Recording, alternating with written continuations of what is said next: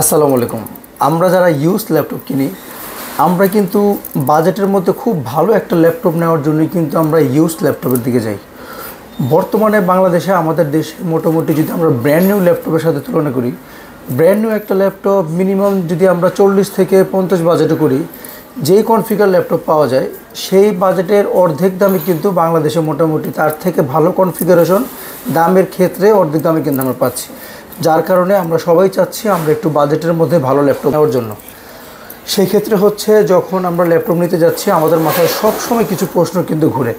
এই ল্যাপটপটা আদৌ কতদিন ব্যবহার করা হয়েছে, এই ল্যাপটপের কোনো পার্টস চেঞ্জ করা হয়েছে কিনা, আদৌ এই ল্যাপটপ এর আগে বড় কোনো সমস্যার কারণে আমাদের কাছে আসছে কিনা, এই ল্যাপটপের battery backup, display quality, hard disk, all over সব কিছু মিলিয়ে এই ল্যাপটপটা আসলে কেমন হবে। তো এই বিষয়গুলি অনেক সময় দেখা যায় আমরা যেহেতু এই ব্যাপারে প্রফেশনাল থাকি না, আমরা কিন্তু এই প্রশ্নগুলি নিজের মধ্যে ঘুরিয়ে আসলে কি আমি ঠকে যাচ্ছি কিনা, আমি এই ল্যাপটপটা নিয়ে কতদিন ব্যবহার করতে পারবো। আজকের ভিডিওটা আপনাদের কাছে আমাদের করার একটাই উদ্দেশ্য, আপনারা ইউজ ল্যাপটপ কেনার ক্ষেত্রে যেই জিনিসগুলি ফলো করলে আপনারা খুব সহজে আপনারা একটা ভালো ল্যাপটপ কিনতে পারবেন। বাংলাদেশে ইউজ ল্যাপটপের প্রচুর দোকান, প্রচুর মার্কেট, কম্পিটিশনও অনেক। আসলে কার ল্যাপটপটা ভালো, সেক্ষেত্রে যদি আপনার ন্যূনতম কিছু জিনিস জানা থাকে, আপনার কিন্তু একটা ল্যাপটপ কেনার ক্ষেত্রে খুব একটা কষ্টও হবে না। ইনশাল্লাহ আশা করি আপনি একটা ল্যাপটপ ক্ষেত্রে আপনার ইনশাল্লাহ ঠকবেন না। তাই সেই বিষয়গুলো নিয়ে কিন্তু আজকের আমার এই ভিডিওটা ইনশাল্লাহ প্রথম থেকে শেষ পর্যন্ত দেখবেন। ল্যাপটপ কেনার ক্ষেত্রে যেই পয়েন্ট, যেই জিনিসগুলি জানা দরকার, প্রত্যেকটা পয়েন্ট ইনশাল্লাহ আপনার কাছকে দেখিয়ে দিব। চলুন তাহলে শুরু করা যাক আজকের এই ভিডিওটি।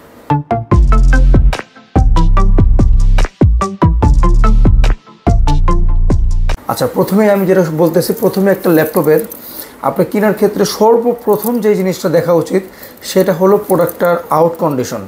প্রোডাক্টের আউট কন্ডিশনটা আসলে যদি আপনার মানানসই হয়, প্রোডাক্টের আউট কন্ডিশন যদি মনে হয় না এটার আউট কন্ডিশন যা আছে আমার চলবে, তারপরে আপনি এটার আগের প্রসেসে যাওয়াটা আপনার উচিত।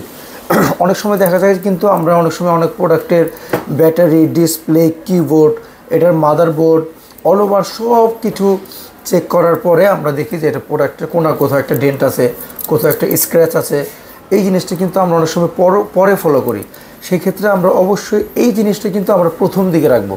কারণ একটা ল্যাপটপ যেহেতু এটা ইউজড, এটা হয়তো কেউ 6 মাস, কেউ 1 বছর, কেউ 1.5-2 বছরে ইউজ করা হতে পারে। আবার অনেকে থাকে আপনার ইউজ কোয়ালিটি কিন্তু ভালো, অনেকের ইউজ হ্যান্ড ভালো, অনেকে আবার স্ক্র্যাচ অথবা দাগ পড়ে যায়।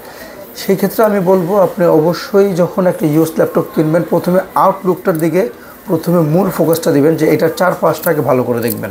এটার উপরে, নিচে, এটার যে বাম্পারের চারপাশ আছে, এটার ফ্রন্ট সাইড, এটার ব্যাক সাইড, যখন আপনি চারপাশটা ভালো করে দেখবেন, দেখার পরে মনে হবে না এই জিনিসটা আপনার জন্য ঠিক আছে, নেক্সট আপনার বাকি চেকিংয়ে কিন্তু চলে যেতে পারেন।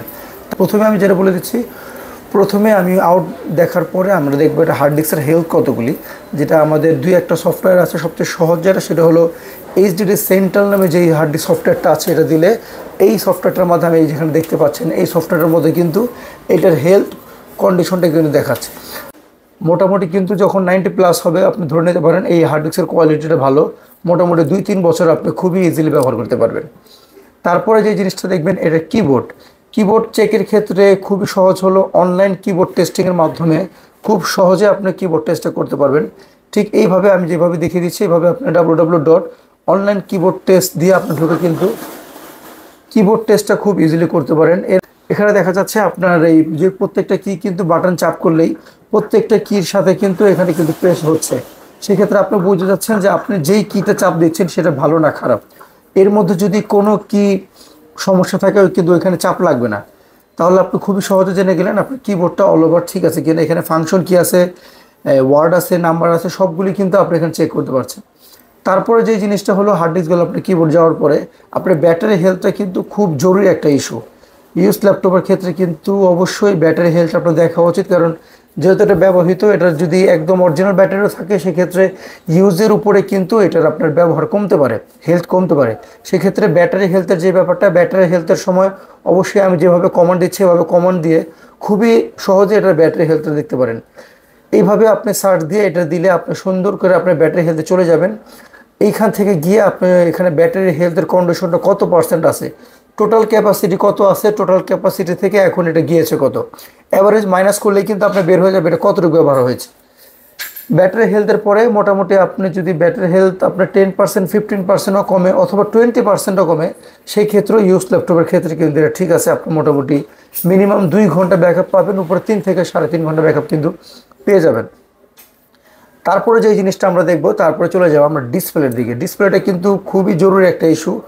ডিসপ্লে চেকিংয়ের ক্ষেত্রে আমরা কয়েকটা জিনিস অবশ্যই ফলো করব।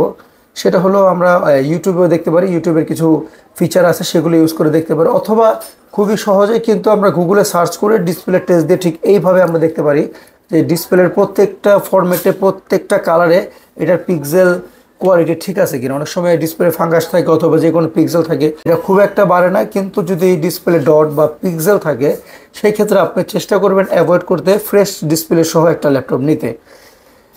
এছাড়াও আরও কিছু আনুষঙ্গিক জিনিস থাকে যেগুলি খুবই সহজে আমরা চেক করতে পারি, যেটা আমাদের খুবই উপকারে আসবে।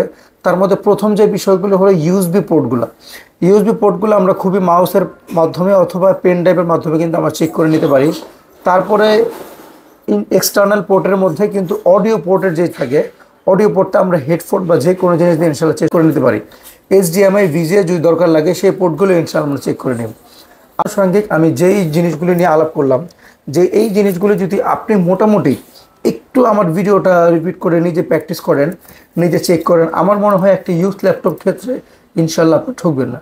আর যেহেতু প্রচুর কম্পিটিশন মার্কেট, এই জিনিসগুলো আসলে আমাদের সবারই উচিত অ্যাজ এ ইউজার হিসেবেও উচিত যে এই জিনিসগুলি খুব কম সময়ের মধ্যেই কিন্তু 15 থেকে 20 মিনিটের মধ্যেই কিন্তু এই জিনিসগুলো আপনি চেক করতে পারবেন।